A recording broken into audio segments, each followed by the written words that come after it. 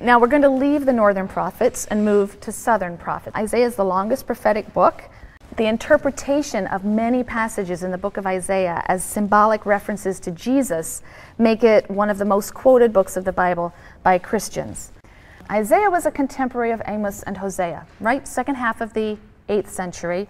He was active for a little bit longer period. He was active into about the 690s, somewhere in there.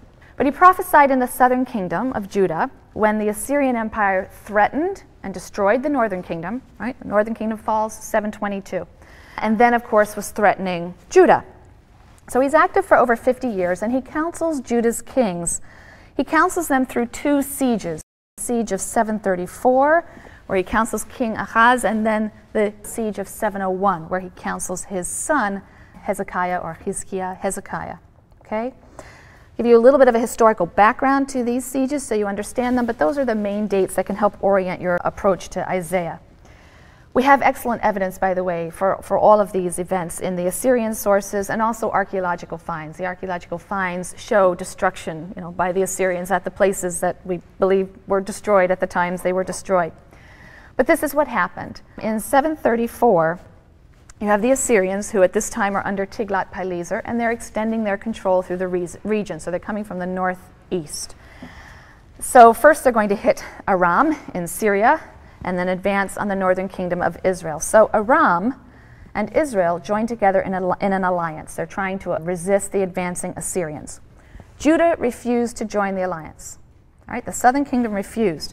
So, in anger, Aram and Israel move south and lay siege to Jerusalem. So the first siege, the siege of 734, is actually a siege of Jerusalem by the northern kingdom of Israel in alliance with the Arameans. They were trying to force Judah's cooperation in standing against Assyria. King Ahaz of Judah decided to appeal to Assyria for help, to Tiglath-Pileser for help. He submits to the Assyrians as a vassal. He pays tribute. We have a record of the tribute that was paid in the Assyrian records in 734. And this action is condemned by the biblical writers. The Deuteronomistic historian in 2 Kings 16 condemns this action. Isaiah also condemns it.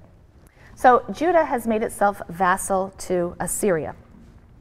And this is the case until Ahaz's son Hezekiah decides that he will assert the nation's independence. The Assyrians are angry about this. This is now after the fall of the northern kingdom of Israel. The Assyrians are angry, and under Sennacherib, they attack. They devastate many of the cities in the countryside, and again, archaeology confirms what we know from the Assyrian records, and they advance on Jerusalem and lay siege to Jerusalem in 701. And just as he had counseled King Ahaz, Israel now counsels Hezekiah. In the end, Jerusalem wasn't destroyed. A heavy tribute was paid to the Assyrians, but eventually the Assyrians did withdraw. They were overextended to a large degree. All right, that's the general historical background. We'll come back to some of the details in a minute.